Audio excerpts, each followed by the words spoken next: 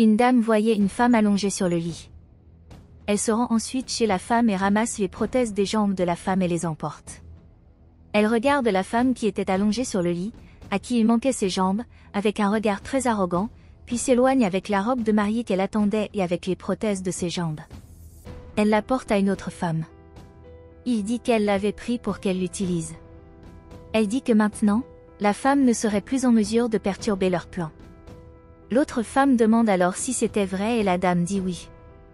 Elle a dit que son fils ne devait pas rester avec cette femme et qu'il devait rester avec elle car elle était parfaite pour son fils. Elle n'a pas dit que son fils aurait besoin d'avoir toutes ces autres femmes, parce qu'elle n'avait pas les jambes. L'autre femme, d'un ton haut, commence à enfiler sa robe de mariée et la dame va vers elle pour l'aider.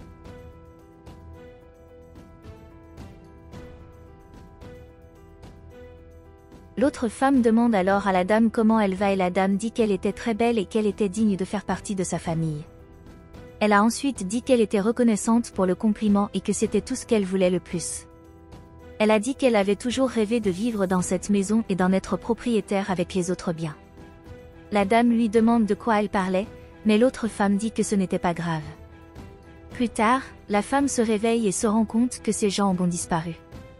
Elle commence alors à se mettre en danger et appelle à l'aide, mais personne ne vient à elle. À ce moment-là, elle se rend compte que sa robe a également disparu et elle continue donc à appeler à l'aide, mais personne ne vient à elle.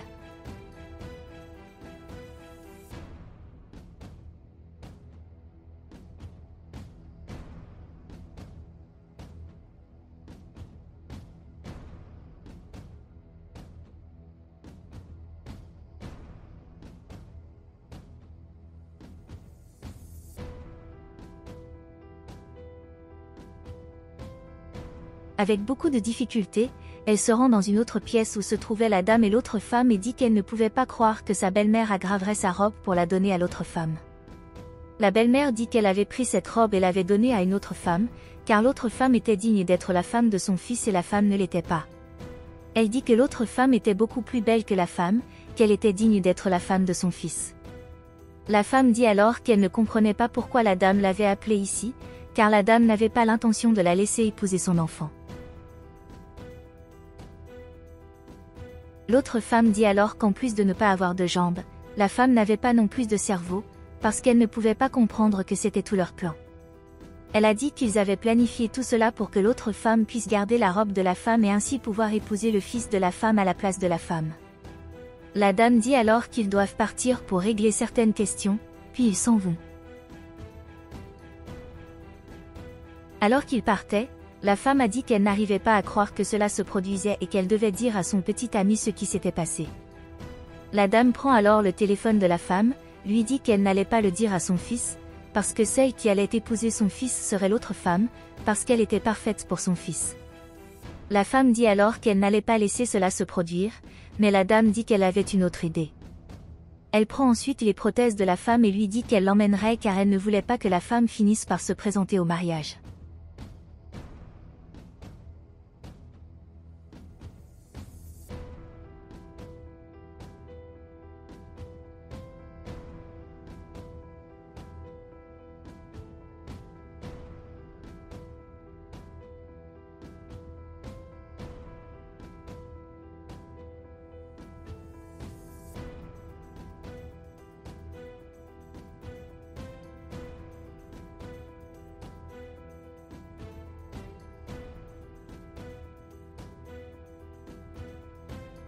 Lors du mariage, la dame disait à une autre femme qu'elle ne pouvait rien dire pendant la cérémonie, car si elle disait quoi que ce soit, ils verraient qu'elle n'était pas une femme et cela ruinerait leur plan.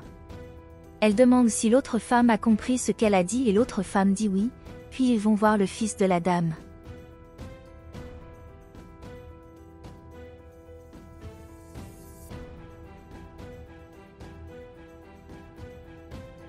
Ils descendent l'allée et quand ils arrivent, l'homme essaie d'embrasser sa femme, mais la dame l'arrête, disant qu'il doit attendre après le mariage, car c'était la règle.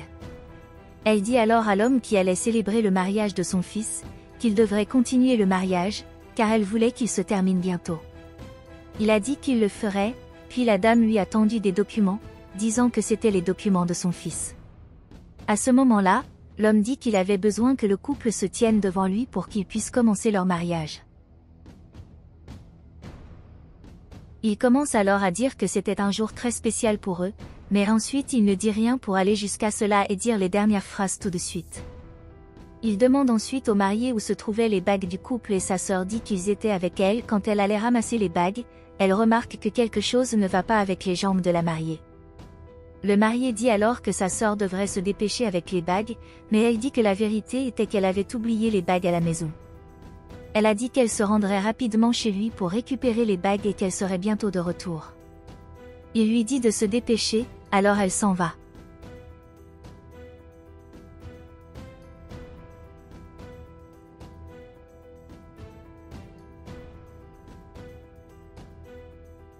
Lorsqu'elle rentre chez elle, elle remarque que les jambes de la fiancée de son frère sont allongées sur le sol. Elle se dirige vers la femme, qui pleurait assise par terre. Elle demande ce qui est arrivé à la femme et la femme dit que la dame lui a pris ses jambes et sa robe et les lui a enlevées. La sœur dit alors qu'elle n'arrivait pas à croire que sa mère avait fait cela à la femme de son fils. La femme dit qu'elle était là pour perdre son mariage, mais sa sœur dit qu'elle ne laisserait pas cela se produire. Elle a dit qu'elle allait le réparer, mais la femme a dit qu'elle n'avait ni ses jambes ni sa robe. Elle dit que le fait de le réparer conduira une femme au mariage. Ils se rendent jusqu'au mariage, puis elle dit à sa fille si elle se présente avec les bagues. À ce moment-là, elles se rendent compte que celle qui était avec elle est la femme de l'homme. Il est alors surpris de voir que sa femme était là et dit qu'il ne comprenait pas ce qui se passait. Il se demande qui peut être cette personne qui était à côté de lui et la sœur dit qu'ils le découvriront. Puis il est révélé à l'homme que celle qui était à côté de lui était, en fait, l'autre femme. Cela le laisse très surpris et il demande pourquoi l'autre femme est là et pas sa femme. La femme dit alors à l'homme que c'est la dame qui l'a fait, de sorte qu'elle ne pouvait pas l'épouser. Il s'en étonne et demande à sa mère pourquoi elle l'a fait. Elle dit qu'elle l'a fait parce qu'elle ne voulait pas que son fils épouse un invalide comme cette femme. Il dit ensuite qu'il ne comprenait pas pourquoi sa mère lui avait fait cela et qu'il était déçu par l'autre femme d'avoir accepté de faire partie de ce plan. Elle dit ensuite qu'elle n'a accepté que parce qu'elle aimait beaucoup l'homme, mais la sœur dit que c'était un mensonge, parce qu'elle était une chercheuse d'or, mais l'autre femme dit qu'elle voulait juste une bonne vie. L'homme dit alors à l'autre femme de partir avant qu'il ne se mette encore plus en colère contre elle, mais elle lui dit de ne pas le faire, car elle l'aimait beaucoup. L'homme lui dit alors d'arrêter de dire ça et de quitter le mariage bientôt. La dame dit alors qu'elle ne comprenait pas pourquoi son fils a fait cela et dit qu'il devrait rester avec l'autre femme.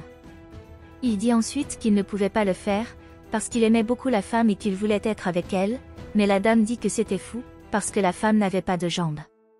L'homme dit alors qu'il allait révéler à sa mère pourquoi la femme était comme ça. Puis il nous est révélé qu'il y a quelque temps, l'homme disait à la femme qu'ils allaient dîner ensemble ce soir-là. Elle dit que oui et qu'elle était très anxieuse que cela se produise bientôt. L'homme s'apprête alors à partir, mais la femme se rend compte qu'il va se faire écraser et se jette à sa place. En entendant cela, la dame s'excuse auprès de la femme pour tout ce qu'elle a fait. Elle dit qu'elle n'avait aucun moyen de savoir que c'était arrivé et qu'elle était désolée pour tout. La femme dit qu'elle savait qu'elle n'avait pas de jambes, mais qu'elle voulait vraiment être aux côtés de l'homme parce qu'elle l'aimait tellement. La dame dit alors qu'elle l'aiderait et l'accompagne dans l'allée. L'autre homme dit alors que maintenant que tout a été résolu, ils peuvent aller de l'avant avec le mariage et demande à tout le monde de s'asseoir. Il demande alors à l'homme si elle accepterait d'épouser la femme et il dit oui. Il demande alors à la femme si elle accepterait d'épouser l'homme et elle dit oui. Il dit que dans ce cas, ils étaient mariés et que maintenant ils pouvaient s'embrasser. Ils s'embrassent ensuite et l'homme dit qu'il aimait beaucoup la femme et qu'il ne laisserait plus jamais rien de mal lui arriver. Elle dit qu'elle l'aimait beaucoup aussi.